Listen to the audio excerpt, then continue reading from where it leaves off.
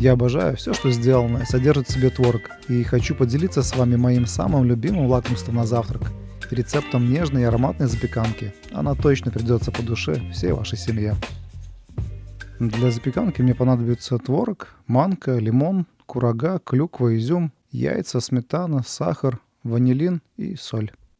Самое главное в запеканке – это, конечно, творог. Желательно не очень жирный, так как жир плавится и уменьшает объем. И если творог очень влажный, то лучше хорошенько его отжать. Лишняя влага сделает его спрессованным и менее воздушным.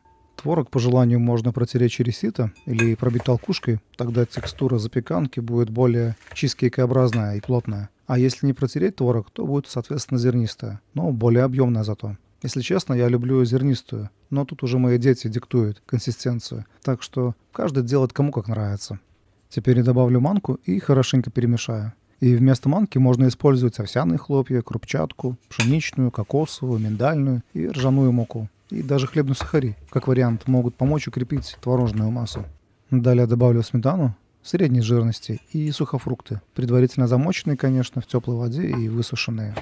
Также можно разнообразить вашими любимыми орехами.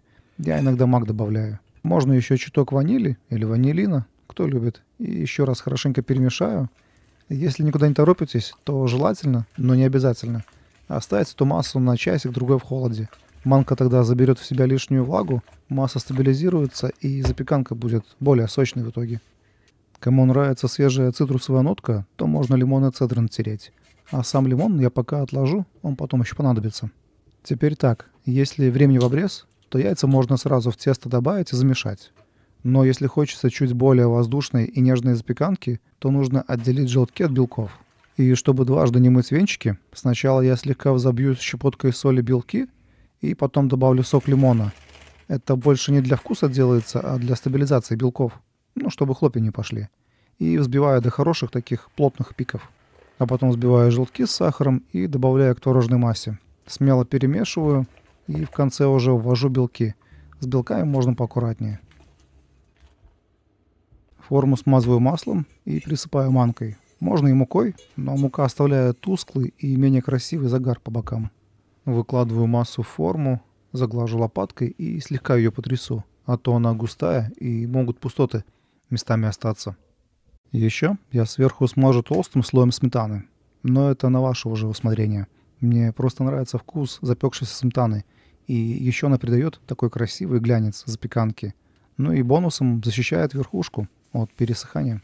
Выпекаю я без конвекции, чтобы верх не сгорел. Конвекцию я включаю в конце за 10 минут. Так, чтобы подрумянить, если надо. Ну а время выпекания зависит от влажности творога и толщины творожной массы, так как формы у всех разные. Ну и от духовки, конечно. Готовую запеканку я ставлю остыть в открытой духовке. Красивый купол, что был в духовке и держался за счет пара, конечно, опадет, так как запеканка настолько нежная, что не способна его удержать. Можно, конечно, сделать, чтобы не опадал, но это уже больше на кекс творожный будет похоже. Подавать запеканку я люблю с кислыми фруктами и сладким киселем, пока она еще теплая, мягкая и дышит ароматами цитруса и ванили. Если подавать остывшую или из холодильника, то она, конечно, будет уже более плотная и твердая, но не менее вкусная, особенно со сметаной. На этом все.